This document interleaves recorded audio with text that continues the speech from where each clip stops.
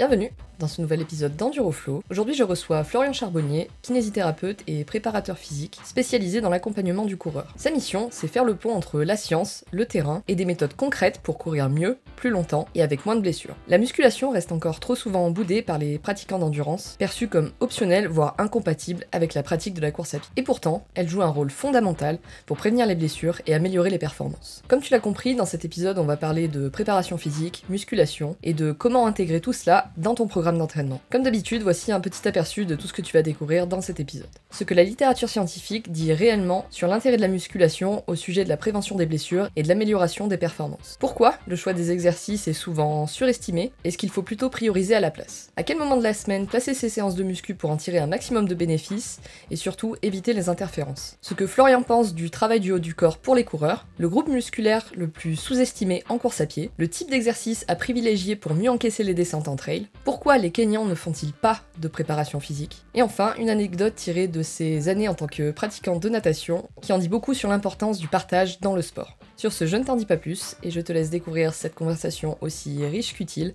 avec Florian Charbonnier. Et comme toujours, si le podcast te plaît, pense à t'abonner et à laisser une revue 5 étoiles. Bonne écoute.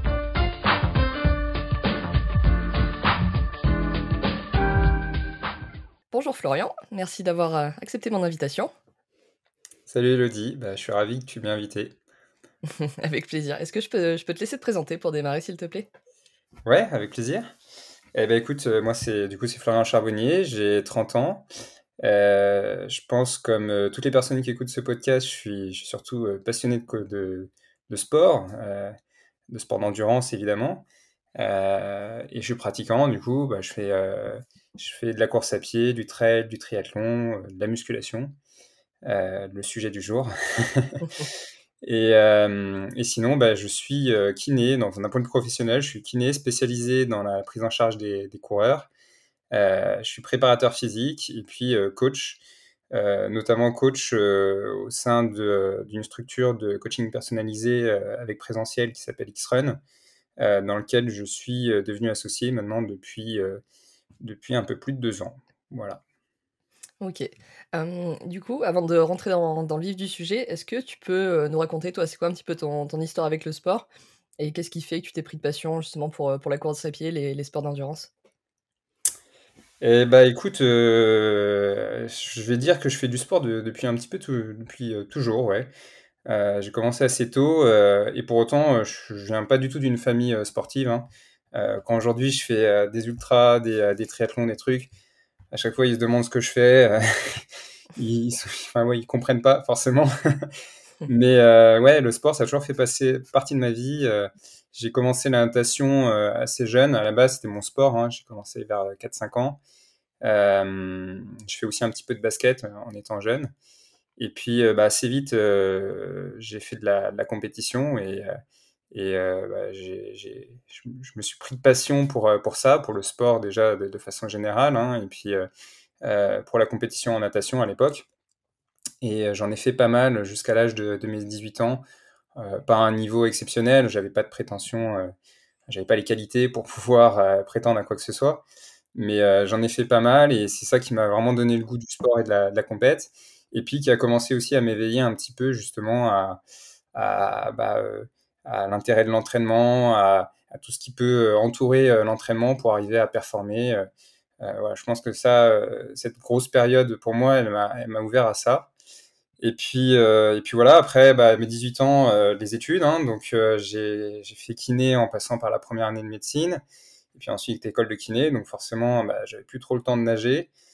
Donc j'ai essayé de continuer à m'entraîner un peu, mais c'était assez frustrant de voir que je pouvais plus m'entraîner comme avant. Donc j'ai un peu délaissé la natation, et j'ai du coup commencé à faire un peu plus de musculation. J'en faisais déjà un petit peu avec la natation, mais là, je m'y suis mis un petit peu plus. Puis j'ai découvert la course à pied pendant mes études, que j'ai bien aimé. Alors c'était pareil, c'était un peu pour le goût de la compète, hein, au début. Et puis voilà, en courant de plus en plus, j'ai continué à chercher un peu à compléter, on va dire, un petit peu mes connaissances dans le sport. Donc j'ai voulu voir un petit peu plus, faire du trail, faire des trails courts, des trails longs, faire du triathlon, vu que j'avais déjà la natation et la course à pied. Donc voilà, je me suis un peu ouvert, j'ai fait un petit peu de tout, aussi bien de la courte distance que de la longue distance. En triathlon, je suis allé jusqu'à l'Ironman. En trail, je fais des plus de 100 km, mais je préfère en fait les formats courts. Je m'éclate un petit peu plus dessus. Et puis voilà, donc ça s'est fait petit à petit. Et puis en parallèle, bah, j'ai eu un peu la même dynamique finalement côté professionnel, parce que en sortant d'école, bah, je me suis tout de suite intéressé pas mal à la course à pied, donc je me suis spécialisé assez rapidement dans la prise en charge des coureurs, notamment auprès de la clinique du coureur. Et puis vu que j'aimais bien ce côté prise en charge des coureurs, mais que ça se limitait dans un premier temps au cabinet, je voulais avoir le côté terrain que j'aimais beaucoup, moi, d'où je viens finalement. Donc du coup, j'ai intégré X-Run à l'époque, bah, justement, c'est la structure de coaching, en tant que kiné. Et puis, bah, c'était une super école aussi d'un point de vue professionnel, avec beaucoup de partage d'expérience entre coachs, etc. Je me suis formé en tant que préparateur physique et coach, et puis j'ai fini par devenir du coup moi-même coach d'une cellule chez X-Run, dans lequel bah, je me suis aussi investi parce que justement j'avais envie vraiment de compléter encore plus mes connaissances dans le milieu du sport et notamment dans la course à pied. Voilà. Ok. Du coup, comme je te l'ai dit, le sujet principal du jour, ça va être la muscu en course à pied. Comment est-ce qu'on peut un petit peu l'intégrer? Ouais. Muscu que beaucoup de coureurs n'apprécient pas particulièrement, je pense, et Et inversement, ouais, avec pratiquants de muscu qui sont pas fans des sports d'endurance. Première ouais. question un petit peu générale par rapport à ça, du coup, serait un petit peu, c'est quoi l'intérêt d'intégrer de la musculation quand on est coureur d'endurance? Bah, il y a plein d'intérêts. Je pense que bien sûr, on va peut-être en reparler un petit peu après. Il y a un aspect assez important dans la prévention des blessures et puis dans la performance, hein. Ça, on l'a toujours su. Et puis finalement, c'est pareil, on évoquera peut-être après, hein. On n'avait pas forcément vraiment de fondement, de preuves claires là-dessus, mais maintenant aujourd'hui, c'est assez clair, hein. C'est un vrai intérêt dans le gain de performance. Et moi, je suis assez convaincu aussi qu'un sportif qui veut réussir, qui veut s'épanouir, ça doit être un sportif qui doit être assez complet. Si on se limite, je dis pas forcément à une seule activité, mais on se limite à une façon de s'entraîner, qu'on va pas chercher un petit peu plus, bah souvent on va passer à côté de plein de choses qui vont nous permettre de progresser. Donc je pense que la prépa physique, c'est un super moyen justement de s'ouvrir à plein de moyens, plein de méthodes d'entraînement. La définition, là, je ferai un peu de la prépa physique, hein, c'est que c'est des méthodes, des procédures qui nous permettent d'optimiser finalement la performance dans une activité sportive. Donc c'est pas, ça vient finalement au service d'une activité sportive. C'est pas, faut pas faire de la prépa physique juste pour faire de la prépa physique et puis remplacer notre sport. Non, ça vient compléter finalement ce qu'on fait déjà. OK. Est-ce que du coup tu entends, toujours, parce qu'aujourd'hui tu dis que c'est quand même prouvé qu'il y a plus vraiment de doute là-dessus, que ça a des bénéfices autant du point de vue de la performance que du point de vue de la prévention des blessures. Est-ce que Mm. tu entends encore des idées du reçu du type, «Oui, mais je veux pas prendre de la masse, je vais m'alourdir, du coup je vais baisser en performance», par exemple? Bien sûr, bien sûr, bien sûr. Je comprends cette crainte, hein, parce que on a un peu trop vite l'association évidemment assez classique de charge lourde, enfin de travail avec du poids notamment, et puis prise de masse. Mais ça, c'est qu'une toute petite partie finalement de la prépa physique qui est pas forcément nécessaire. Peut-être qu'il y a un moment, on est obligé de passer par des phases d'hypertrophie pour créer déjà des petites tolérances tissulaires, mais en fait, pour le coureur, de façon générale, le travail de force max, le travail d'endurance de force, ce genre de choses, ça va très peu, enfin ça va pas du tout même d'ailleurs développer forcément de la masse musculaire ou du poids. Au contraire, hein, ça c'est, enfin ouais, l'idée c'est pas forcément d'aller développer du volume musculaire, hein, c'est pas ce qu'on recherche. Nous, ce qu'on recherche, c'est justement optimiser en fonction de la spécificité de l'activité. C'est sûr qu'en course à pied, on n'a pas un intérêt à être hyper lourd. Encore que ça pourrait presque se discuter. Des fois, il y a peut-être certains individus, notamment dans certains types de courses, qui auraient peut-être intérêt à prendre un petit peu plus en masse et être un peu plus efficient. Mais bon, là, on s'éloigne un peu du sujet. Encore une fois, préparation physique, ça ne veut pas dire forcément prise de masse. Ça, c'est clair. Mais oui, on l'entend souvent, ça, c'est clair. Et c'est une des craintes premières. Alors, je dirais que c'est pas une des premières limitations. Je pense que la première limitation, c'est la motivation, comme tu le disais tout à l'heure, parce que tout le monde n'est pas hyper fan d'aller faire de la muscu, préfère mettre ses baskets et aller courir, mais, mais oui, je pense que c'est un frein. OK. Et du coup, tu parlais donc des 2 plus grands bénéfices, ça va être, prévention des blessures, amélioration de la performance, pardon. Est-ce que si on veut plutôt axer, enfin plutôt, développer l'un plutôt que l'autre, est-ce qu'on va orienter notre programme d'entraînement différemment? Ou est-ce que ce sont 2 bénéfices qui arrivent, quoi qu'il arrive, peu importe la manière dont on choisit de construire notre programme? C'est une bonne question. Alors, est-ce que tu veux qu'on vienne peut-être tout de suite sur le côté scientifique? Ouais, avec plaisir, ouais. Parce que, en fait, les études sur la prévention, par exemple, on va mettre les 2 de chaque côté, hein. On va faire le côté préventif et le côté performance. Sur le côté prévention des blessures, en fait, on a très peu de littérature qui appuie vraiment le fait que quand on intègre la préparation physique dans la course à pied, on a une diminution des risques de blessures. Mais en fait, ça me paraît assez logique parce que si on regarde un peu les chiffres globalement, on sait qu'un coureur qui débute, il a quasiment 80% de chances de se blesser la première année. On sait aussi que tous les ans, il y a à peu près un coureur sur deux qui se blesse. Enfin, c'est des chiffres qui sont énormes finalement. Et quand on regarde finalement sur ces blessures, on sait qu'il y a 90% des blessures qui sont liées à une mauvaise gestion de la charge de l'entraînement et 10% seulement qui sont des blessures traumatiques. Donc ça veut dire finalement que sur l'ensemble de ces blessures, vu que c'est une mauvaise gestion de la charge d'entraînement, que l'on mette de la prépa physique ou pas dedans, bah, finalement, si la gestion elle est mauvaise, il y aura quand même des blessures. Donc c'est sûr que si tu fais de la prépa physique, mais qu'en gros, tu es hyper irrégulière, qu'il y a une semaine, tu cours 5 fois, l'autre semaine, tu cours qu'une fois, et que tu fais yo-yo comme ça en permanence, bah, tu as beau faire de la prépa physique, tu risques quand même de te blesser. Donc c'est pour ça que c'est pas toujours évident à mettre en évidence finalement sur les études. Maintenant, si on prend un petit peu de recul, il y a quand même pas mal d'études qui mettent en avant le fait que justement faire du renforcement de façon générale, je te parle pas forcément dans le milieu de la course à pied, mais de façon générale, ça amène une diminution des risques de blessures. Hem et comment dire? Enfin, on va revenir un petit peu plus large encore. Si tu prends les recommandations de l'OMS, je sais pas si tu connais un peu les recommandations de l'OMS sur l'activité physique? Ouais, je dirais 30 minutes par jour? Ouais, c'est à peu près ça. Ils recommandent de faire en gros 5 fois par semaine, 30 minutes d'activité modérée et intense par semaine. Ça, c'est ce que tout le monde retient. Ce que tout le monde oublie, c'est qu'ils rajoutent qu'il faut faire 2 fois par semaine, 20 minutes de renforcement. Et c'est peut-être pas pour rien en fait, hein. C'est parce que justement, c'est ce travail de renforcement, il permet de créer de la tolérance tissulaire.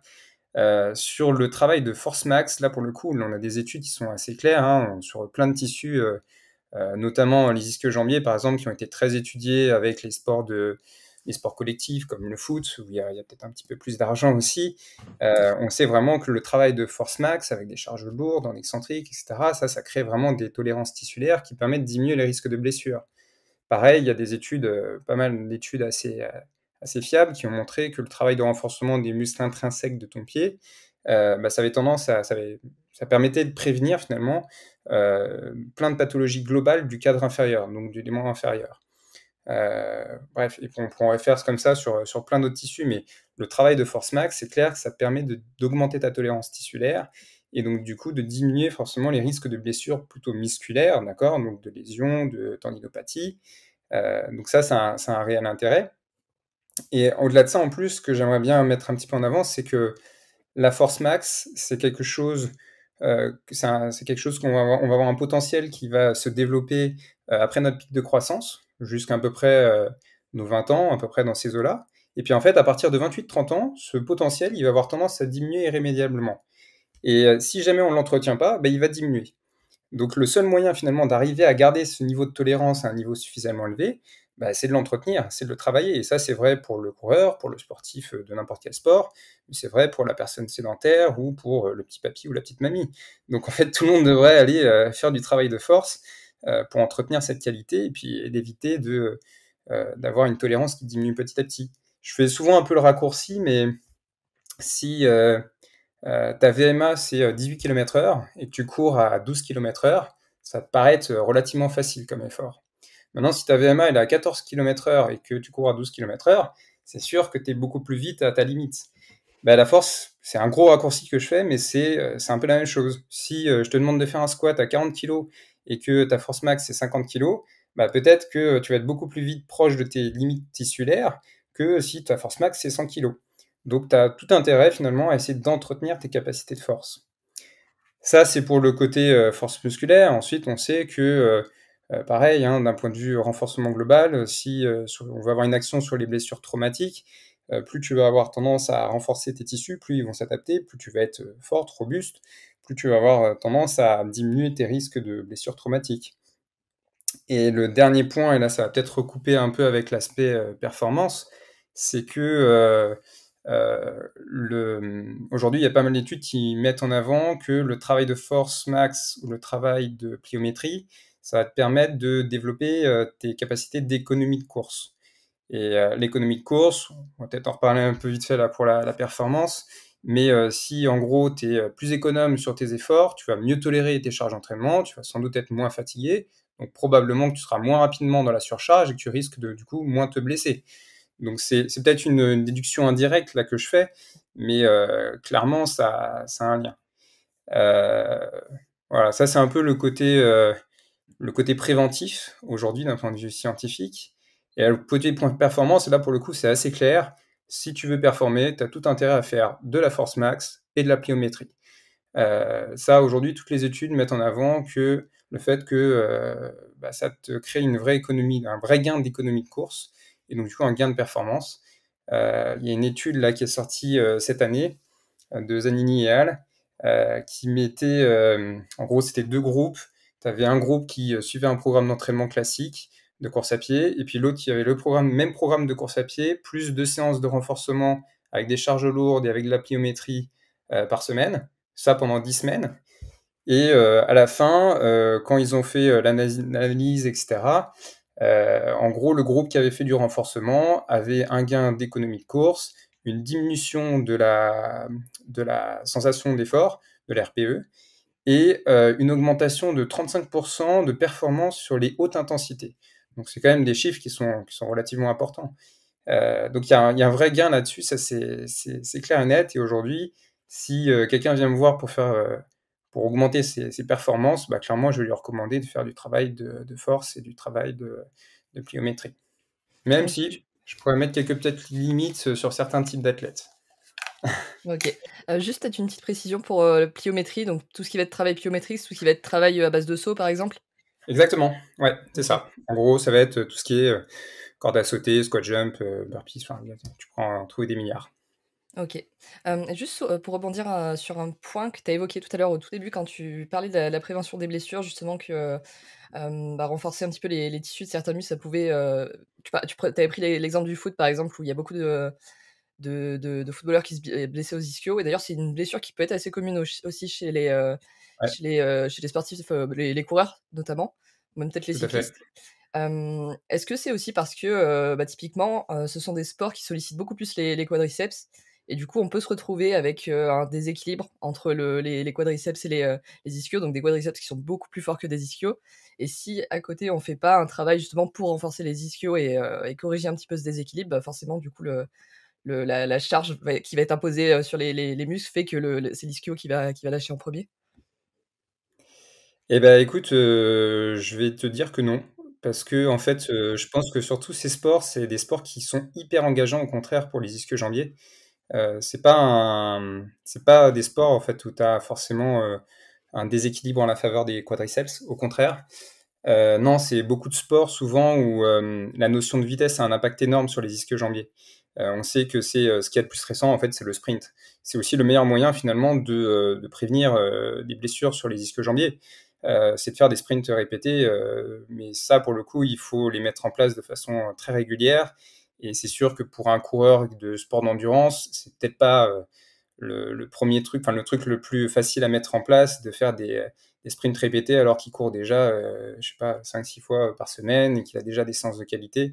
Donc non, c'est pas toujours évident à mettre en place, mais par exemple pour des footballeurs, clairement, le problématique, c'est qu'ils vont passer leur temps à faire des sprints avec des allures très intenses où ils vont venir étirer leur ischio-jambier sur des contractions assez violentes, avec des vitesses importantes et des niveaux de force importants. Donc c'est ça qui est en fait relativement stressant, hein, pour les ischio-jambiers, et qui fait qu'il peut avoir des lésions si jamais ils ne sont pas préparés à ça. Un footballeur qui ne se serait pas entraîné pendant les vacances et qui attaquerait direct un match avec des gros sprints, il y a forte chance qu'il se blesse. Donc non, ce qu'il faut justement, c'est solliciter ces ischio-jambiers qui sont déjà très sollicités sur ces sports, mais les préparer finalement tout simplement à supporter ce type de contraintes. Et quand tu parlais des coureurs, bah, c'est vrai que les ischio-jambiers, on les retrouve beaucoup chez des personnes qui font beaucoup d'intensité. Donc soit des personnes des coureurs qui vont aller sur des distances relativement courtes, soit des coureurs qui ont un niveau de travail d'intensité qui est trop élevé par rapport à leur travail d'endurance fondamentale, par exemple. OK, ouais, c'est intéressant. Justement, peut-être avant d'approfondir un petit peu, tout ce que tu as commencé à évoquer, sur le travail de force et cetera, j'ai envie de te demander à partir de quand un coureur devrait intégrer selon toi de la prépa physique? Est-ce que ça a intérêt même chez les débutants ou est-ce que, ouais, il y a un point, à un moment donné, ouais, on va dire, où ça devient vraiment, intéressant de l'intégrer? Eh ben, écoute, d'un point de vue, santé générale, je dirais que tout le monde devrait en faire. Mais maintenant, si on parle purement performance en course à pied, je pense que la première chose, c'est quand même de courir plus souvent. C'est-à-dire que quelqu'un qui vient me voir, qui court, 2 ou 3 fois par semaine, et qui est pas forcément déjà régulier et qui me demande de lui faire un plan de prépa physique, peut-être que la première chose, c'est que je vais essayer de lui faire courir plus souvent. Il y aura pas plus spécifique que de courir, hein, pour se préparer à la course. Donc peut-être que lui, il aura intérêt à courir, peut-être 4-5 fois, pas forcément des gros volumes, hein, des petits volumes, hein, mais je pense que ouais, ça c'est la 1re chose à faire. Ensuite, ça n'empêche qu'on peut arriver à placer, des séances, peut-être dans ce cas-là des séances assez courtes, peut-être des séances de 20 minutes. La régularité est importante, mais finalement, je préfère qu'il ait sa régularité déjà sur la course à pied et que, ensuite, il trouve une petite régularité sur le renforcement, sur la prépa physique, mais voilà, sur des séances relativement légères, où on fait monter évidemment, comme on le disait, enfin, on fait monter en charge, et cetera. Enfin, on fait plein de choses, mais qui sont moins impactantes, moins volumineuses finalement que ce qu'on pourrait faire chez quelqu'un qui a déjà un volume d'entraînement suffisamment important, ça c'est clair. OK, donc au début, ce que tu recommanderais, c'est-à-dire, c'est ouais, d'abord, dans un premier temps, augmenter la fréquence des séances de course à pied. Ouais. Ensuite, éventuellement, rajouter 15-20 minutes, bah, ça peut être avant ou après une séance de course à pied, par exemple, si on veut pas faire de séance dédiée ou un autre jour, Alors ouais, ça peut, c'est-à-dire ouais, on faut se méfier évidemment en fonction de ce que tu fais, tu peux pas toujours le faire, hein. On parlera peut-être un peu des interférences et cetera. Mais oui, si on parle de travail de renforcement un peu plus, sport santé, on va dire, oui, ça peut être ça peut être une solution éventuellement de le faire, à la suite d'une petite séance ou avant une petite séance ou carrément même de l'intégrer. Et ce que je fais des fois avec des coureurs qui ont justement du mal à avoir un nombre de séances suffisamment important, c'est que je leur fais des renfootings, des séances en fait de footing dans lesquelles on va intégrer des exercices de renforcement, ce qui peut être un bon moyen de commencer à faire un petit peu de travail musculaire, sans que ça, finalement, ça vienne, comment dire? Supprimer les séances de course qui reste, pour moi primordial chez les coureurs qui courent déjà pas suffisamment. OK, d'accord. Hem Et du coup, ouais, et si on prend du coup une personne qui est un peu plus, ouais, qui peut s'entraîner plus fréquemment, donc qui va être peut-être à 7-8 entraînements par semaine ou plus, qui peut du coup consacrer vraiment des séances, complètes, dédiées, donc voilà, qui vont faire au moins, peut-être 1 heure à la musculation. Dans ce cas, justement, comment est-ce qu'on intègre un petit peu ça à sa semaine? Voilà, tu as commencé à parler un petit peu d'interférences. Ouais. Est-ce qu'il y a vraiment, ouais, enfin, est-ce que faut vraiment réfléchir à comment est-ce qu'on place judicieusement sa séance ou est-ce que ça a pas vraiment d'intérêt? J'imagine que du coup, il y en a un. Donc voilà, je te laisse développer par rapport à ça. Déjà, le coureur qui court, beaucoup, peut-être trop même des fois, il y en a certains qui ont vraiment des très gros volumes, ça va peut-être avoir un intérêt carrément de diminuer un petit peu son volume d'entraînement course, pour faire place à un petit peu plus de prépa physique qui va lui amener peut-être, d'autres qualités, ou qui va lui permettre en tout cas de diminuer un petit peu le stress, course qu'il a. Maintenant, ça évidemment, ça peut se mettre en complément. La première chose, c'est quelqu'un qui court régulièrement, mais qui fait pas de prépa physique, bah, il faut quand même être très vigilant à l'intégration de la prépa physique parce que ça représente, forcément un stress, enfin une charge globale dans l'entraînement. Donc c'est sûr qu'on ne peut pas passer de 7 séances de course à pied et puis refaire la même semaine et rajouter 3 séances de renfo, sinon c'est le meilleur moyen de se blesser, pas tant par le travail de prépa physique, mais par la charge globale d'entraînement. Donc il faut être vigilant quand même quand on l'intègre. Et ensuite, oui, il faut quand même faire attention, évidemment. Ça tout dépend évidemment de ce que tu veux développer. Mais la première chose, c'est que moi, je considère que la séance de renforcement, c'est une séance de qualité. Tout comme le serait la séance, je ne sais rien, de développement de VMA ou ce genre de séance.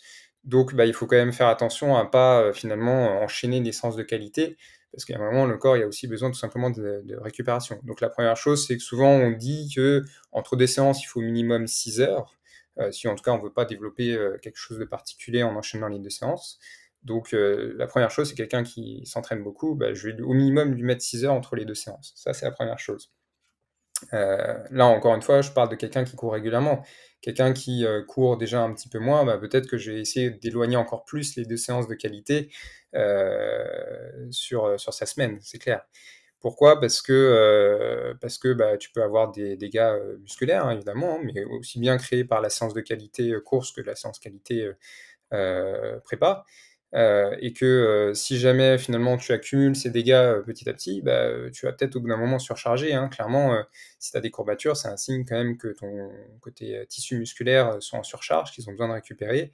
Et si tu as fait ta séance de renfo un soir et puis que le lendemain tu vas faire ta séance de qualité course et que tu arrives déjà surchargé, bah, c'est peut-être le moment où tu risques de te blesser parce que justement tes tissus sont déjà en surcharge. Donc peut-être que dans ce cas-là, il faut avoir l'agilité et l'esprit de se dire que bah, c'est peut-être pas le moment de faire ta séance de qualité, il faut peut-être la faire à un autre moment, ou faire juste du coup une petite séance footing, ou discuter avec ton coach en tout cas, ou ton préparateur pour voir comment tu peux réaménager ta semaine. Et ensuite, on parlait un peu d'interférence. Oui, c'est sûr que on peut des fois enchaîner des séances, hein, ça pose pas forcément de problème.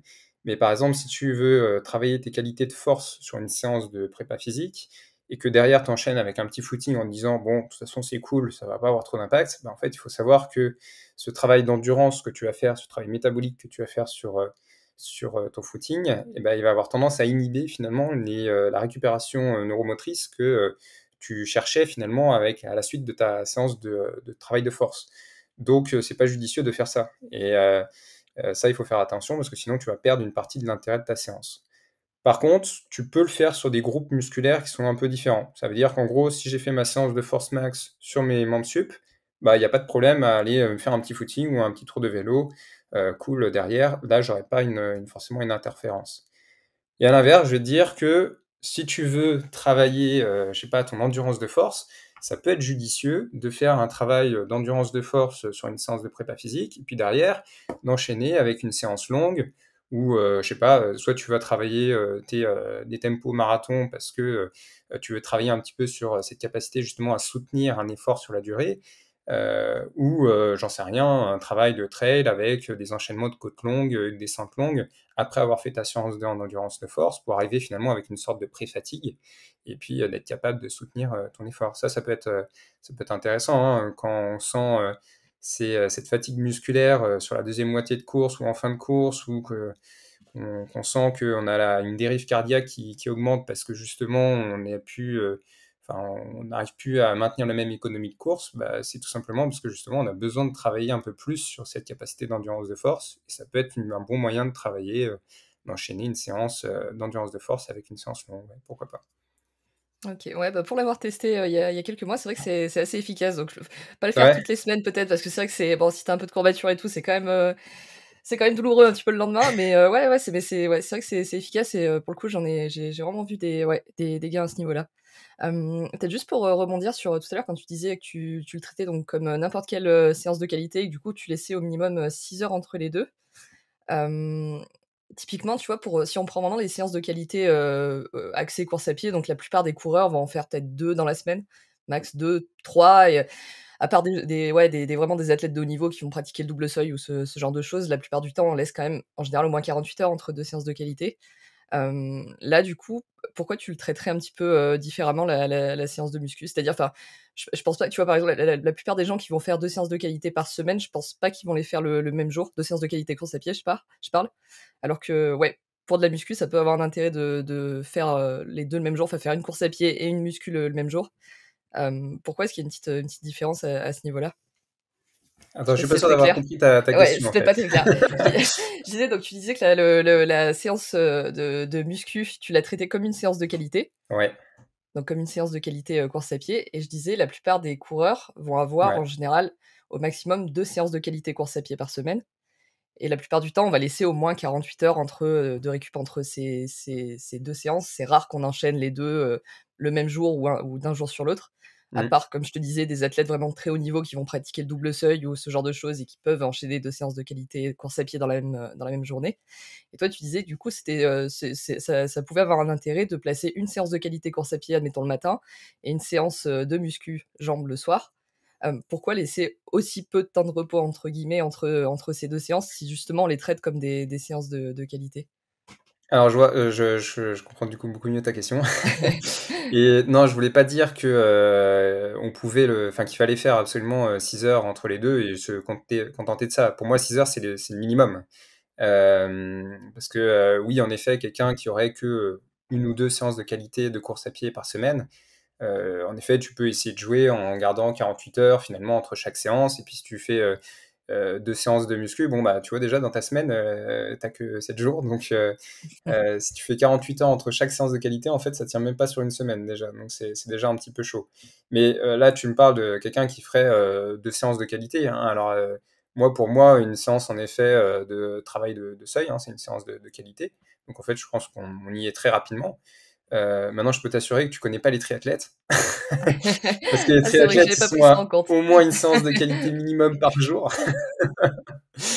Heu, non, non, je plaisante, mais si, c'est un petit peu ça. Il y a quand même beaucoup finalement d'athlètes ou de coureurs même, hein, moi, au cabinet, tu vois, je vois plein de coureurs qui se blessent d'ailleurs trop souvent, qui arrivent et qui me disent: «Bon, bah, lundi, j'avais ma séance, club, ensuite mardi, j'ai eu une séance piste, puis ensuite jeudi, j'ai eu de nouveau une séance club et puis en fait, ensuite, dimanche, je suis allé faire ma séance, seuil». Donc en fait, le gars, il est déjà peut-être à 4 séances ou 5 séances de qualité par semaine. Alors bien souvent, c'est trop, il faut lui faire, comprendre aussi que c'est peut-être pas la façon de s'entraîner la plus judicieuse.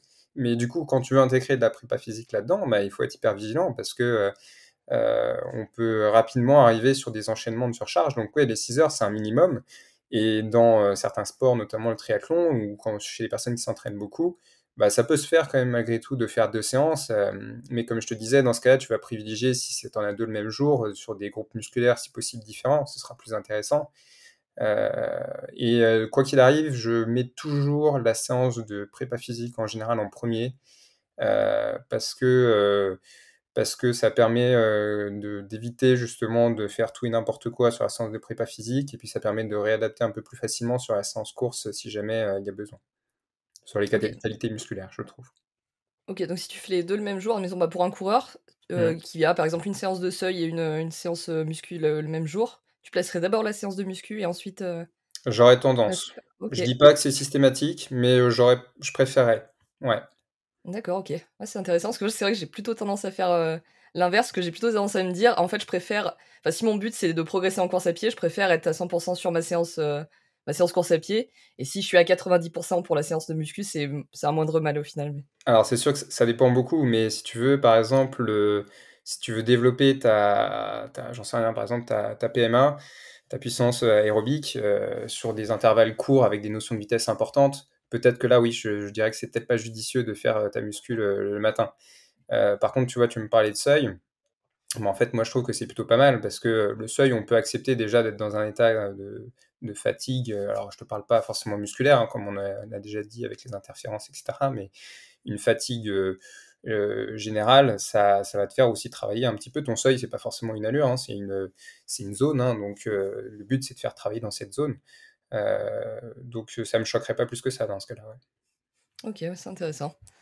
Du coup, pour rentrer un petit peu plus dans le concret, alors j'allais te demander quel type d'exercice, mais avant ça, j'aimerais aussi te demander, alors tu en as parlé un tout petit peu tout à l'heure, est-ce que ça a intérêt de travailler le haut du corps si on est pour un coureur? Parce que j'imagine pour un triathlète, forcément, comme il y a la natation, ça a plus de sens.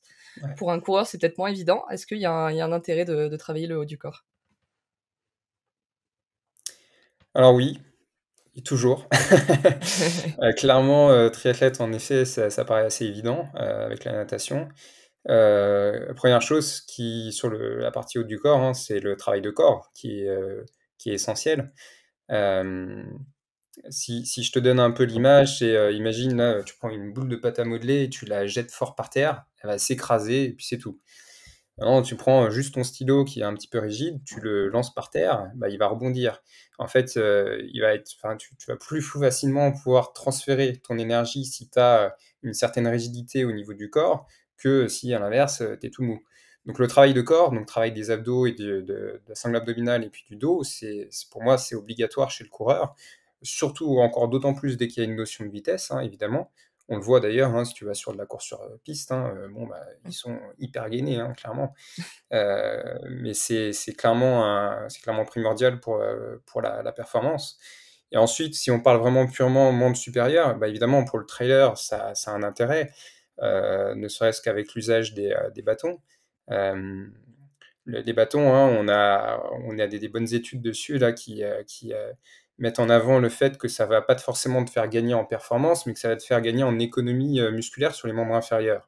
Donc c'est hyper intéressant, mais ça c'est à la condition finalement que tes membres supérieurs ils soient capables de supporter cet effort répété. Parce que si tu n'as pas préparé ton haut du corps, et, finalement tu vas te cramer sur les bâtons, et puis en fait tu vas être épuisé, mais parce que c'est ton haut du corps qui est en surcharge finalement. Donc oui, ça a un impact. Chez le coureur route qui n'utilise pas ses bâtons, ça a quand même un impact plus dans le sens peut-être gainage, travail de corps, encore une fois, du haut du corps, hein. C'est sûr que tes bras, bah, tu les utilises, hein, quand tu cours, tu mets un mouvement de balancier. Donc peut-être que tu n'as pas besoin de développer autant sur ton travail de force, d'endurance de force que tes membres inférieurs, mais ça a quand même un intérêt. OK, et du coup, ce serait quel type d'exercice un petit peu, si tu peux donner quelques exemples voilà, des exercices les plus efficaces, on va dire? Mais il y en aurait beaucoup. Euh, Bref, en fait, ce qui est intéressant, c'est quand même souvent d'aller sur les exercices, mais pour tout, hein, d'ailleurs, hein, sur les exercices qui sont plus globaux, qui vont pas faire travailler des muscles de façon analytique. Et puis surtout, nous, notre but, c'est au bout d'un moment d'être capable de transférer ça un petit peu sur notre activité. Donc, des exercices sur lesquels tu vas pouvoir développer des niveaux de force importants sur le haut du corps, bah, on va faire classique, hein, on va dire le bench, les pompes ou le rowing, c'est des bons exercices. Maintenant, ce qui peut être intéressant à un moment dans ta prépa, c'est de trouver des exercices un peu plus transférables vers la course à pied. Donc là, il faut essayer d'aller trouver des exercices un petit peu plus complexes, peut-être, avec les membres inférieurs à associer. OK. Sinon, typiquement, par exemple, je pensais à l'utilisation des bâtons. Moi, ce que j'aime bien faire quand je prépare des trails, ça va être tout ce qui va être dips et tout, parce que j'ai l'impression, alors je sais Mmh. pas si c'est vrai ou pas, mais que le mouvement est un peu similaire, donc Ouais, c'est ça. Bah, de toute OK. façon, hein, quand tu pousses sur le bâton, tu as un gros engagement de toute la chaîne des dorsaux, hein, donc grand dorsal, etc. Et puis, tu as un gros travail de ton triceps, hein, donc le triceps au niveau du bras, hein, pas le triceps sural. Donc les dips, oui, c'est un exercice qui cible bien ton triceps, donc c'est un bon exercice pour ça. Tout comme d'ailleurs aussi les bench ou les pompes aussi en fonction de comment tu les fais.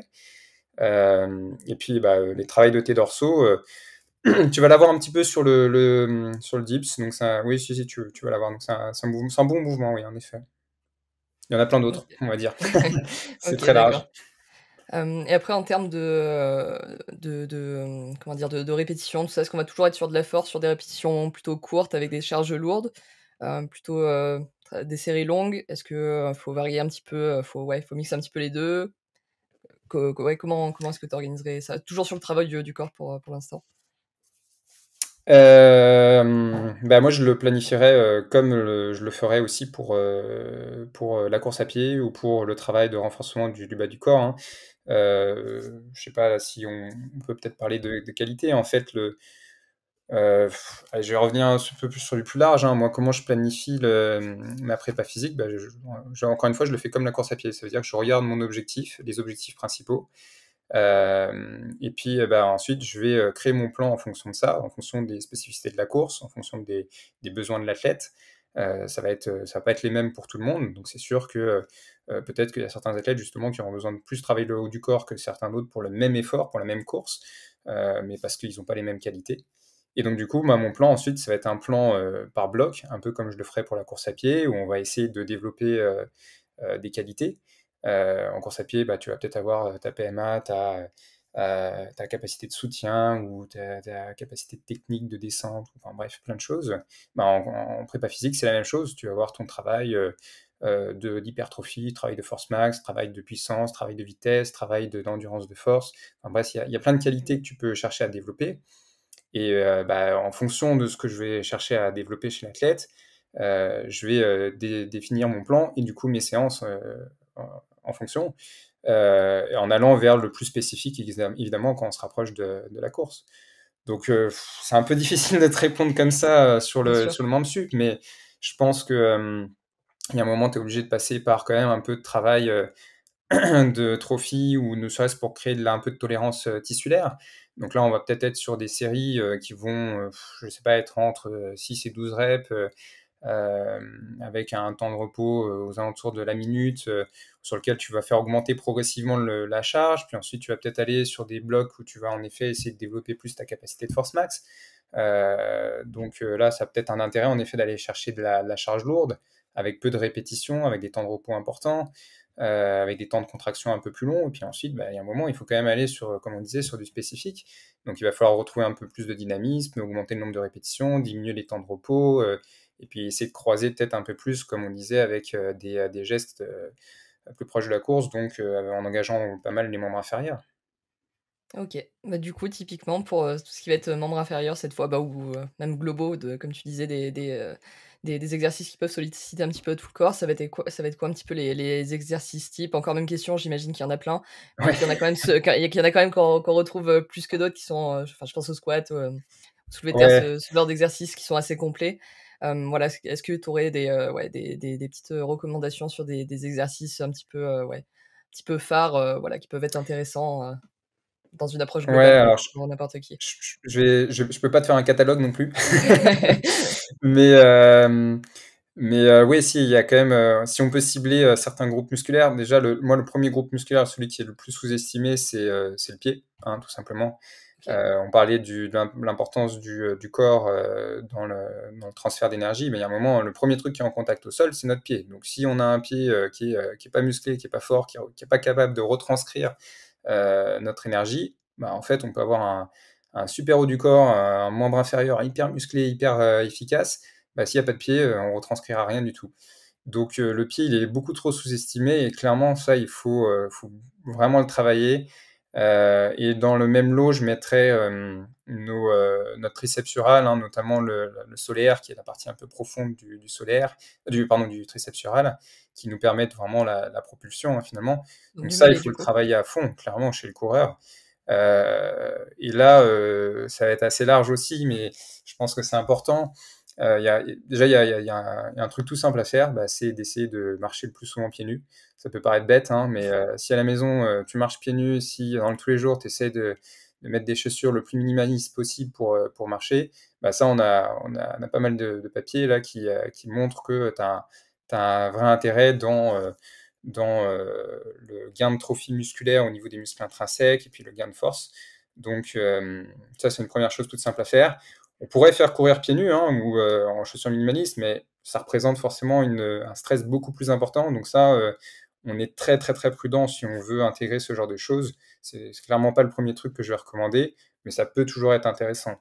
Maintenant, si tu veux faire simple, bah, il y a des exercices très simples, des montées-descentes de pointe de pied, ça marche super bien pour renforcer ton pied, pour renforcer, mettre de la contrainte au niveau de ton aponévrose, mettre de la contrainte au niveau justement de ton mollet, ton triceps sural. Par contre, si on veut des notions de charge, là, il va falloir charger très vite, très lourd sur ce genre de tissu parce que ton triceps sural, ton mollet, c'est un muscle qui tolère 2 à 3 fois ton poids de corps par pied. Donc c'est vraiment des charges qui sont très vite très importantes et c'est sûr que si on se contente de faire des montées-descentes points de pied, sur 2 pieds comme ça sans charge, ça va pas être suffisant. Donc soit il faut s'équiper un petit peu, soit il faut trouver des astuces en essayant de pousser, contre un mur, en isométrique, pour travailler avec des résistances importantes, mais c'est un super exercice sur lequel il faut charger. Et puis ensuite, bah, il y a un moment où on disait, hein, il faut de la transférabilité, donc il y a un moment où il faut dynamiser aussi tout ça. Donc ça peut être hyper intéressant de mettre en place des exercices de pliométrie, comme on disait, de saut, hein, tout simplement de la corde à sauter, du piétinement, des sauts sur 2 pieds, des sauts sur un pied. C'est des super exercices pour travailler notre pied et notre mollet. les gammes, c'est des très bons exercices. Je trouve qu'on a trop tendance à faire des gammes sur la séance de qualité course, alors que ça représente déjà un stress pour nos tissus pieds et mollets. Donc, je suis pas toujours partisan de le faire que sur cette séance. Je trouve que c'est bien de le faire, sauf si on est habitué, hein, mais ça peut être bien de le faire en dehors finalement, soit dans une séance de prépa physique justement, soit carrément sur un footing. Mais c'est un très bon exercice de pied et de mollet. Voilà, là je te fais une grosse parenthèse sur le pied mollet, mais je pense que c'est vraiment un truc qu'on sous-estime beaucoup chez les coureurs et qui pourtant est peut-être le plus important. Voilà, ensuite, on a parlé tout à l'heure un petit peu des ischio-jambiers, c'est hyper important. Je vais mettre un peu dans le même lot les fessiers, donc la chaîne postérieure. C'est des muscles qui sont hyper importants dans la notion de vitesse, notamment. Travailler en développement de force, notamment sur ces tissus, bah, ça va être un bon moyen de développer ta capacité de force horizontale, donc ta projection finalement vers l'avant. Donc quand on veut chercher de la vitesse, c'est hyper intéressant. Et là, pour le coup, bon, on peut faire simple, hein. Il faut des exercices avec de la charge parce que c'est des muscles qui sont quand même relativement puissants, notamment les fessiers. Donc, le deadlift, donc soulevé de terre ou le hip thrust, c'était très bons exercices. Et puis à un moment, bah, si tu veux dynamiser, pareil, tu peux aller sur du swing, par exemple. C'est un bon mouvement pour ça. Si on veut bosser nos quadriceps, bah, alors là, on a le choix, hein. Avec les squats, là, on a tous les types de squats, back squat, front squat, single leg squat, squat bulgare et compagnie. C'est des super exercices, c'est assez fonctionnel, donc ça c'est pas mal. On peut dynamiser avec du squat jump après quand on a déjà mis de la charge. Donc voilà, ouais. Si, tu vois, si déjà là, je pense qu'on a une petite cartographie membre inf plus travail de corps plus travail de membre sup, c'est déjà pas mal. Et juste, je précise juste, ce qui est important, c'est pas tant finalement l'exercice, hein, enfin, l'exécution de l'exercice est importante et ça demande quand même, comment dire, des habiletés techniques qu'on acquiert bah, tout simplement en commençant à faire un peu d'exercice, en étant progressif et notamment en intégrant pas mal de travail de mobilité. Ça, on l'a peut-être pas trop évoqué depuis tout à l'heure, mais pour moi, c'est primordial. La mobilité, c'est un apprentissage technique, c'est aussi un gain de mobilité tout simplement. Et il faut bien comprendre que sur les mouvements, si on est limité en termes de mobilité, bah, on va être rapidement dans la compensation, donc dans la surcharge. Et c'est souvent, c'est pas le problème, c'est pas forcément la compensation, c'est qu'on va souvent justement surcharger plus rapidement. Et c'est là où on peut se blesser. Donc la mobilité, c'est un bon moyen justement d'arriver à commencer à travailler un peu plus là-dessus et intégrer cette technique. Et finalement, puis c'est tout simplement un bon échauffement en début de séance de prépa physique, mais aussi en début de séance de course. Donc moi, j'encourage vraiment tout le monde à essayer de commencer à faire des petits exercices de mobilité pour commencer à apprendre un petit peu ses habilités techniques pour s'échauffer. Ok. Et pardon, ce que je voulais dire à la base, je parle trop. Ce que je voulais Oh, dire à ça la me va, base, moi, c'est que c'est pas tant l'exercice qui est important, c'est la manière dont on va l'exécuter. C'est le temps de contraction qu'on va mettre, c'est le niveau de résistance qu'on va mettre, c'est pourquoi on fait cet exercice. Voilà, c'est toutes les composantes qui vont autour. Donc, bien sûr qu'il y a des exercices que je viens de donner, que ce soit le squat, le deadlift, enfin, c'est des exercices assez classiques et qui sont très intéressants. Mais à un moment, si on se contente de faire toujours ces exercices, qu'on ne fait pas du tout évoluer les constantes autour, ou qu'on reste toujours sur ces exercices, qu'on ne change pas, qu'on ne transfère pas sur des exercices plus dynamiques ou des choses qui sont plus transférables sur la course à pied, bah, on va arriver à une limite et finalement, on va pas forcément progresser.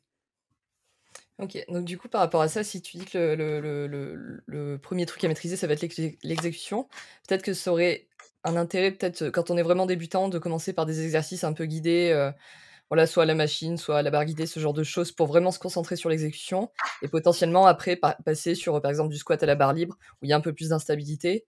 Donc l'exécution est potentiellement plus difficile, mais peut-être que ça se rapproche plus aussi de la course à pied parce que, bah, typiquement la course à pied, ça on a quand même de l'instabilité, on est pas mal, on a pas mal de travail de proprioception, et cetera.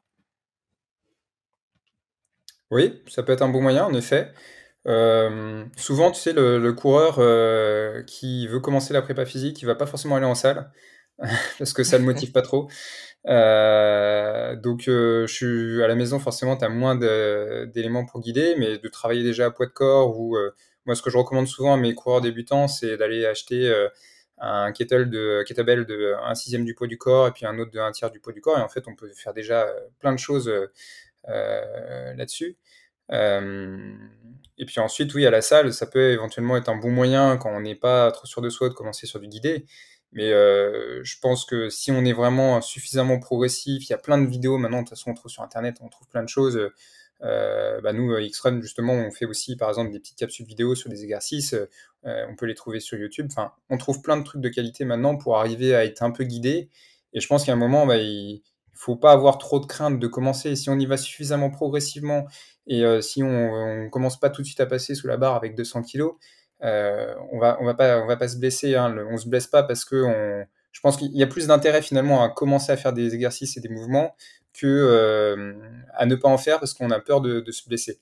Tu sais, moi au cabinet, je vois ça tous les jours. Le patient qui arrive et qui a mal au dos et qui dit on m'a appris qu'il fallait que je descende en pliant les jambes pour pas me faire mal. Mais ouais, mais du coup, en fait, si jamais tu t'enroules jamais, t'habitues jamais ton dos à travailler en enroulement, en fait, c'est sûr que le jour où tu vas le faire, tu vas te blesser parce que ton dos, il est incapable de supporter ça. Donc, c'est toujours une notion de progressivité. Il n'y a aucun mouvement qui est mauvais. La seule chose, c'est qu'il faut les intégrer progressivement. Et puis, évidemment, si on veut arriver à le faire proprement, il faut être guidé, soit déjà par des petites capsules vidéo qu'on trouve assez facilement, soit éventuellement, tout simplement en demandant de l'aide de quelqu'un d'un petit peu plus compétent, hein, tout simplement. Il faut se faire accompagner. OK, c'est intéressant. Hem, du coup, si on reprend un petit peu, les alors tu as un petit peu tu un petit peu parlé justement de l'importance de personnaliser le programme en fonction des personnes qu'on a en face. Est-ce qu'on a quand même, quelques, on va dire quelques règles générales, quelques adaptations qu'on peut avoir en fonction du profil? Donc, je m'explique, par exemple, quelqu'un qui fait plutôt de la route versus du trail, un coureur qui fait, plutôt du format court, donc du 5 kilomètres, 10 kilomètres et à l'inverse, un trailer qui fait du 100 kilomètres, admettons. Comment est-ce qu'on va, adapter de manière générale le programme en fonction de ces 2 extrêmes-là? Et bah oui, non, tu raison, il y a quand même des différences, hein, évidemment.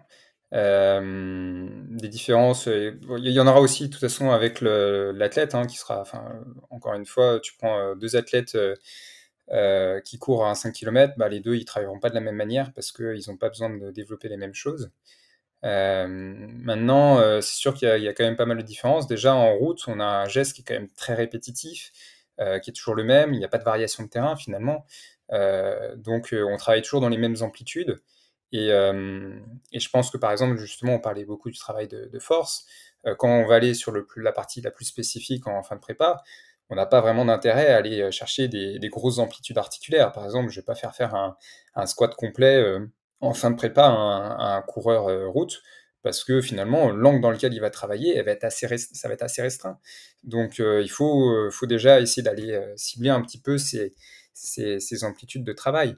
Ensuite, c'est sûr qu'un coureur route, on en a déjà parlé, hein, mais les ischio-jambiers, clairement, je vais les bosser. D'autant plus s'il est sur des distances courtes, parce que il va beaucoup les stresser par la vitesse. Il va les stresser parce que lui, son but, c'est justement de se projeter vers l'avant. Donc, il y a un vrai travail de force à faire sur les ischio-jambiers. Je dirais aussi le solaire, hein, c'est un peu un muscle sous-estimé, mais il est très sollicité évidemment quand on court et surtout sur les intensités. Donc c'est sûr que pareil, quelqu'un qui fait la vitesse ou enfin en route globalement, on va avoir de toute façon plus de notions de vitesse. Il a peut-être intérêt à travailler un petit peu plus son solaire. Et puis pareil, encore une fois, en route, notamment avec les notions de vitesse, travail de corps, hein, ça me paraît assez primordial. Chez le trailer, on va avoir beaucoup plus de variations de terrain. Donc, c'est sûr qu'il y a un travail qui peut être beaucoup plus variable en fonction justement du terrain auquel on veut se préparer. Déjà, on parlait des amplitudes sur le coureur route. Là, peut-être qu'on va avoir intérêt en fonction du profil de course, hein. C'est sûr que si tu as des gros dénivelés positifs et négatifs, tu as peut-être intérêt à aller chercher du travail d'amplitude plus important. Donc, déjà, du travail de mobilité, qui sera peut-être plus important que chez le coureur route. Et puis, du travail musculaire avec des notions de mobilité peut-être un petit peu plus importantes. On parle de dénivelé, dénivelé négatif, hein. On a tous les trailers ont connu sur des descentes longues des petites douleurs musculaires au niveau des cuisses. C'est pas normal. Ça en fait un peu une normalité en fait de se dire que c'est normal que ça tape, mais en fait c'est juste que musculairement on n'est pas prêt. Donc, il y a peut-être un travail excentrique à faire. Peut-être que là, tu vois, par exemple, typiquement, je ferais peut-être chez certains coureurs un bloc de travail excentrique pour, notamment au niveau des quadriceps, hein, pour le préparer finalement à des longues descentes. Pareil, sur le travail de D+, bon, bah, là, on va avoir une sollicitation du solaire, un peu comme chez le coureur qui fait de l'accélération et de la vitesse, mais on va aussi avoir un travail des fléchisseurs de hanches, donc on peut peut-être travailler un petit peu plus là-dessus. Et puis, bah, en trail, on va avoir des notions de stabilité. Donc, enfin, ça dépend des trails, évidemment, hein, mais si tu as une grosse notion de stabilité, peut-être qu'on a intérêt à faire un bloc de travail plus spécifique sur la stabilité. Stabilité, que ce soit au niveau hanche, genou ou pied. Donc, ouais, il y a pas mal de variations. En fonction de la distance aussi, bien sûr, hein. Si tu es sur des distances courtes, tu vas avoir des contractions qui vont être beaucoup plus courtes, beaucoup plus rapides. On va peut-être même avoir des notions de puissance, donc c'est-à-dire de capacité à développer un certain niveau de force sur une durée donnée la plus courte possible, notamment chez des gens qui font du cross ou des trails courts. Là où chez quelqu'un qui fait du trail long, on a des temps de contraction qui sont quand même très lentes, donc très longs, donc on n'a peut-être pas besoin d'aller chercher de très grosses vitesses. On va peut-être cibler un peu plus justement sur du contraste de charge ou ce genre de choses. Et je suis en train de penser à un truc que j'ai peut-être pas précisé depuis le début, mais qui pour moi me paraît primordial, c'est que quand on développe une qualité, euh, quelle qu'elle soit, hein, que ce soit en course à pied ou en prépa physique, il faut pas oublier de la maintenir. Euh, Parce que si on développe sa capacité de force max, je sais pas, en janvier pour un trail qui est en juillet et qu'on refait plus du tout de force max d'ici juillet, ah bah, c'est clair que le niveau de force max, il a replongé entre-temps. Donc c'est hyper important aussi en prépa physique de finalement faire des rappels réguliers pour essayer de maintenir ces différentes qualités qu'on a pu développer. OK, c'est intéressant. Quand tu dis faire un rappel, ça va être, par exemple, faire une séance complète dédiée à ça ou ça va être à chaque séance intégrer, par exemple, une ou 2 séries ou 3 de travail de force max? Ça peut être les 2. Ça peut être les OK. 2. Alors, en fait, ce qui est bien avec les rappels, c'est que tu es pas obligé de faire des séances aussi conséquentes. Je m'explique, hein, tu fais un travail de force max ou j'en sais rien, tu travailles, sur plusieurs groupes musculaires, sur des, 5 fois, 5 reps, avec des temps de repos importants et cetera. Bah, en fait, si tu fais juste un 3 fois 3 reps, ça peut suffire déjà à maintenir ton niveau de force. Alors on dit que les rappels, il faut les faire à peu près, en fait, à partir de 10-15 jours, tu vas voir tu commences à perdre un petit peu ta qualité. Donc, il faut avoir à peu près tous les 15 jours au minimum un petit rappel. Et tu peux l'intégrer aussi dans tes séances de prépa physique, mais il ne faut pas oublier qu'il ne faut pas non plus trop d'interférences. Donc, si tu as un travail métabolique sur une séance de prépa physique et que tu veux intégrer tes travails de force dedans, peut-être que ton rappel, il va être un petit peu squeezé. Donc, il faut aussi faire attention un peu à ça. Il y a plein de choses auxquelles il faut faire attention. OK. Tout à l'heure, tu parlais, du travail excentrique pour, travailler les descentes en trail. À partir de quel moment on considère que c'est, du travail excentrique? Donc je vois ce que tu veux dire par là, mais est-ce que c'est, vraiment, par exemple, 4 secondes sur la descente? Est-ce qu'il faut vraiment exagérer la descente, je sais pas, 10 secondes sur la descente? C'est quoi qui est le plus efficace? Alors en fait, la contraction excentrique, hein, c'est juste la course freinatrice du muscle. Ça veut dire qu'en gros, l'isométrique, c'est quand tu as pas de mouvement, tu fais un mouvement résisté, tu fais de la chaise par exemple, c'est isométrique, il y a pas de mouvement. Concentrique, c'est quand tu viens raccourcir le muscle, et excentrique, c'est que tu viens le contracter, mais en venant allonger la fibre musculaire.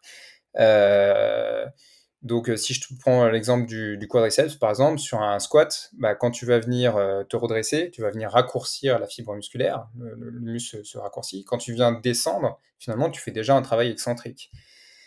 Le temps de contraction, en fait, enfin, quand tu fais ton squat, finalement, tu fais déjà un peu de travail excentrique. C'est juste que si on veut faire un travail spécifique excentrique, on va avoir tendance à privilégier un petit peu plus ce temps de contraction. Et là, ça va dépendre un petit peu de ce que tu veux travailler. Mais c'est sûr que si tu fais une seconde d'excentrique, ça va peut-être être un petit peu court pour le développer. Souvent, on s'approche de 5-6 secondes, c'est ce qu'on recommande, souvent sur les exercices. Mais tout dépend de la charge que tu vas mettre, de ce que tu vas demander. Parce qu'en fait, par exemple, un super moyen de travailler ton travail excentrique, c'est de faire de la pliométrie. Parce que c'est des exercices qui mettent beaucoup en avant le travail excentrique. Donc, si tu fais des squat jump, si tu fais, j'en sais rien, des exercices de saut, des fentes sautées, des trucs comme ça, bah là, tu as un gros travail du squat jump, enfin des box jump ou des trucs comme ça, tu as un gros travail excentrique. Et pour autant, en fait, ton temps de contraction, il n'est pas forcément ultra long. Par contre, tu as une notion de vitesse qui va être assez importante, donc ça va être déjà relativement stressant. Donc, je peux pas te donner un temps de contraction, ça dépend. En général, on va dire plutôt lent, lourd. Donc, ça veut dire Si tu charges lourd, bah là, tu vas essayer de mettre des temps de contraction relativement longs. Et puis, dès que tu vas aller sur du pliométrique, bah là, pour le coup, tu vas avoir des temps courts, mais par contre, avec un engagement de vitesse et d'explosivité assez important. OK. Et du coup, ça peut être intéressant d'enchaîner les 2, par exemple, se faire 5-6 répétitions de squat assez lourd, en accentuant la phase de descente et après enchaîner directement avec, une dizaine de sauts, par exemple, de squat jump ou. Pourquoi pas? Si tu veux augmenter ta tolérance au travail excentrique, ça peut être un moyen, hein. C'est une espèce de séance de contraste de charge, hein, finalement. Mais oui, ça peut être un bon moyen. Ça, faut pas oublier juste que l'excentrique, hein, c'est un peu plus stressant d'un point de vue tissulaire que le travail concentrique ou le travail isométrique. Donc en gros, ça crée un peu plus de dommages musculaires. Ça veut dire du coup plus de courbatures souvent. Donc attention dans la programmation de l'entraînement. Et puis c'est peut-être pas le truc que je vais faire sur la période de pic de charge de volume du coureur ou juste avant la compète. Parce que clairement, il faut quand même qu'il ait le temps justement de récupérer un petit peu. Donc c'est des blocs qu'on va faire en milieu de saison, enfin pas juste avant en tout cas l'objectif. OK, d'accord, c'est intéressant. Peut-être, juste, une dernière question, un peu opposée à celle-ci. Est-ce que, si on veut travailler les montées cette fois-ci, est-ce qu'il y a des spécificités à prendre en compte ou pas forcément? Si, il y en a toujours. Il y en a toujours. Comme je t'ai dit, je pense que le muscle un peu sous-estimé, souvent, c'est le solaire, hein, qui est un muscle qui est hyper important dans le travail de pied, enfin de propulsion, tout simplement. Donc en montée, on l'utilise beaucoup. Et on l'utilise en plus souvent sur des amplitudes un peu plus importantes parce qu'on quand on marche, on laisse le pied, le talon souvent un petit peu descendre. Alors ça dépend des personnes, mais souvent on va quand même plus l'étirer. Donc c'est intéressant d'aller le travailler avec des notions de contraction lente parce qu'on marche souvent ou sur des côtes raides, en tout cas on a tendance à marcher. Ou même si on court, on a tendance quand même malgré tout à avoir un temps de tension qui est un peu plus important. Donc de faire travailler sur des longs temps de contraction avec des résistances importantes et puis d'être capable de maintenir, de répéter ces contractions, ça c'est important. Je te parlais un petit peu des fléchisseurs de hanche aussi tout à l'heure, parce que c'est sûr qu'on va se retrouver dans un angle de flexion de hanche qui est un peu plus important en général. Donc c'est important d'avoir des fléchisseurs qui soient capables de supporter ce genre de répétition. Et puis, si tu marches, forcément, ta cadence, elle va diminuer. Donc, encore une fois, les temps de contraction sont plus importants. Donc, peut-être que ce qui est intéressant, c'est de travailler, pour développer tes capacités de montée, c'est de travailler sur de l'endurance de force, mais avec des temps de contraction qui sont un peu longs ouais, pour essayer d'aller dans ce sens-là, quoi. OK, ça marche. Et bah, écoute, je pense qu'on a déjà fait un bon petit tour d'horizon. Ouais. Avant de avant de passer aux 3 questions de la fin, est-ce qu'il y a quelque chose que tu as envie de rajouter, un sujet qu'on n'a pas abordé, que tu aurais aimé aborder ou une question que tu aurais aimé que je te pose que je t'ai pas posée? Voilà, ouais. Bah, écoute, bon, on a déjà fait un bon tour. Il y a sans doute des milliards de choses qu'on n'a pas dit et que j'aurais pu dire. Je pense que le plus important quand même, c'est que ce soit toujours hyper personnalisé parce que là, on a fait, un peu des généralités, hein, mais en fait, ça s'adapte à chaque personne et c'est là où enfin, je pense que tout le monde a intérêt, de toute façon, à se lancer, à un moment, à commencer à travailler, à stimuler un petit peu et cetera. Mais il y a un moment, si on veut, pousser un peu plus, c'est bien de se faire accompagner, tout simplement, pour être capable de personnaliser un petit peu plus en fonction de ses besoins, en fonction de ses objectifs. Ça me paraît, assez primordial. Et ensuite, si je peux titiller un petit peu le sujet, je t'ai dit tout à l'heure que on avait des études assez claires maintenant sur le gain de performance chez les coureurs, notamment avec le travail de force max et puis le travail de pliométrie. Et ben, je vais dire que j'ai eu la chance d'aller au Kenya, par exemple, et que je suis allé à Iten. Donc Iten, c'est un peu le temple aussi de la course à pied. Et je peux t'assurer que là-bas, la densité, elle est dingue. Tout le monde court à une vitesse folle. Le fermier du coin, il court en moins de 2h10 le marathon. Bon, bref, c'est assez insolent. Et ben, il y a quasiment personne qui fait du renforcement, hein. Ou alors, ils font des séances, des petites séances de prépa physique où ils font du travail de corps ou du travail à poids de corps. Mais en tout cas, il y a quasiment jamais de la charge lourde. Il y a quasiment pas de travail pliométrique. Et tout simplement parce que en fait, ils ont développé une économie de course qui est incroyable, mais ils l'ont développée depuis leur plus jeune âge, hein, parce que tout simplement, ils courent 20 à 30 bornes pour aller à l'école tous les jours pieds nus depuis leur plus jeune âge. Et en fait, à force de faire plus de 100 bornes semaine dès leur plus jeune âge pieds nus, ils ont développé des qualités d'économie de course qui sont fantastiques. Et nous, je te rappelle que dans les études, ce qu'on cherche, hein, c'est à développer notamment ces qualités d'économie de course. Donc peut-être que une des limites de la prépa physique sur les charges lourdes et de la pliométrie, c'est que sur ce genre de personnes, peut-être qu'il n'y a pas un besoin hyper important finalement de faire ce travail-là, parce qu'ils ont déjà une économie exceptionnelle. Mais ça touche une petite partie de la population. Et aujourd'hui, nous, en France notamment, mais je pense partout en Europe ou chez les Blancs caucasiens ou autres, on n'a pas du tout cette qualité. Donc, ça peut peut-être être un axe de progression déjà. Et je ne sais pas, peut-être quand même que ça pourrait servir à ces Kenyans, ces Éthiopiens ou autres qui ont déjà une super économie de course. Mais aujourd'hui, en tout cas, rien n'est moins sûr. Ouais, c'est intéressant. Je te remercie d'apporter cette petite nuance. Du coup, pour conclure cette interview, il me reste 3 petites questions rapides à te poser. La première, c'est est-ce qu'il y a Ouais. un livre qui t'a particulièrement marqué durant ta vie? Je pense que je vais pas être très original si je te dis Born to Run. Je pense que, je sais pas, j'ai pas trop regardé ce que les autres invités t'avaient dit, mais j'imagine que ça a déjà dû Il a sortir. déjà été cité, Ouais. ouais. Non, je vais te dire, j'ai bien aimé Ultra Trail de Guillaume Millet, OK. qui est assez complet. Et puis là, en ce moment, tu vois, la lecture, et parce que j'aime bien, j'avais fait des formations avec lui et que je l'aime bien, je suis en train de lire un livre d'Anthony Berthoud, c'est Du bon sens dans notre assiette.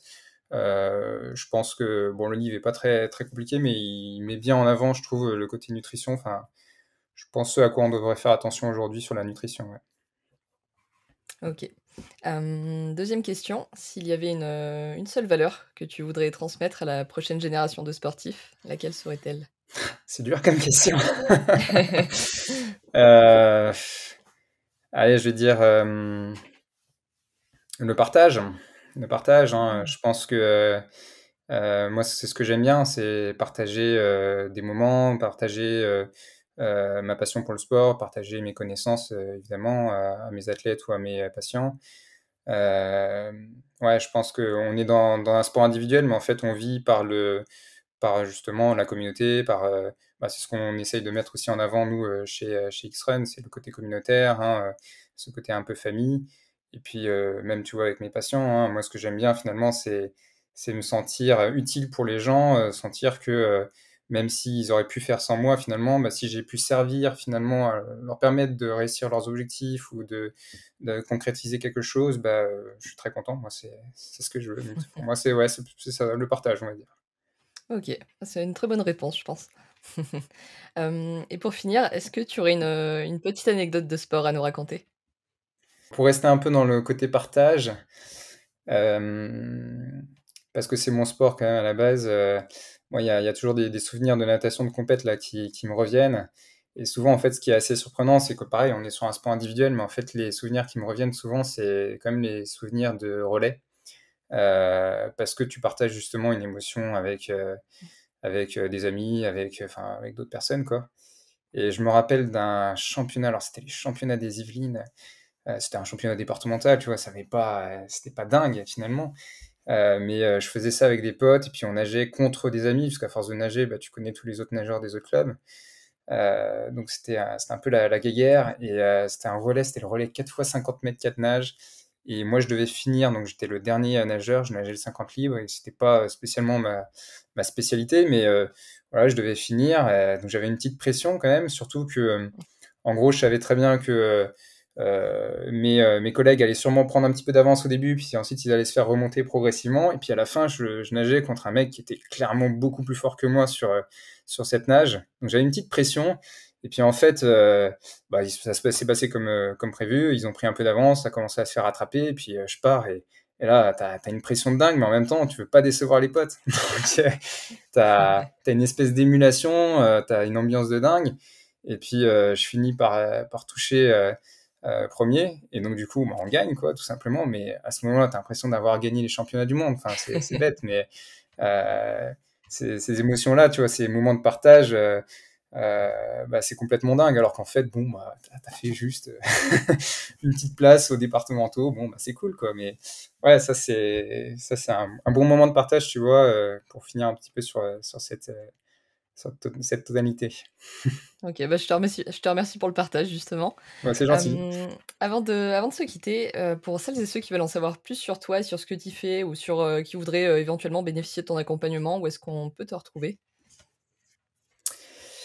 Bah, écoute, je vais te dire, sur les réseaux, j'ai un compte, sur Instagram qui s'appelle FlowKinéCoach, mais je suis pas hyper actif. Donc je dirais plutôt, sur le compte, d'Xrun, là, pour le coup, sur lequel, on est beaucoup plus actif. C'est Xrun, ouais, tout simplement, Xrun Coaching. Donc là, pour le coup, on a Instagram, Facebook, on a un podcast aussi d'ailleurs qui s'appelle, Xrun, hein.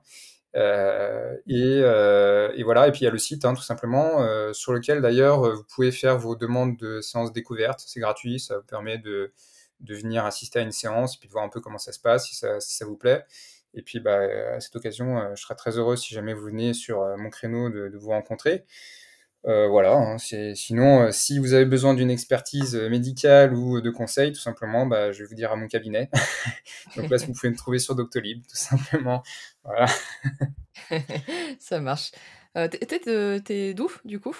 Ah oui, pardon, j'ai pas précisé, je suis de région parisienne, OK. j'habite, dans un petit bled qui s'appelle Noisy-le-Roi, donc je pense que personne ne connaîtra, mais sinon je travaille à Saint-Cloud et Xrun d'ailleurs, nous on est, sur Paris et tout autour de Paris, hein. On est surtout, dans la région parisienne, on cherche petit à petit à s'ouvrir, mais voilà, on cherche pas à pousser trop vite, mais voilà, vous pouvez en retrouver, plutôt autour de Paris. OK, ça marche. Bah, je mettrai tous les liens en description, du coup. Sur ce, bah, je te souhaite, une très bonne fin de journée et beaucoup de réussite pour la suite. Bah, merci à toi aussi, c'était un grand plaisir en tout cas.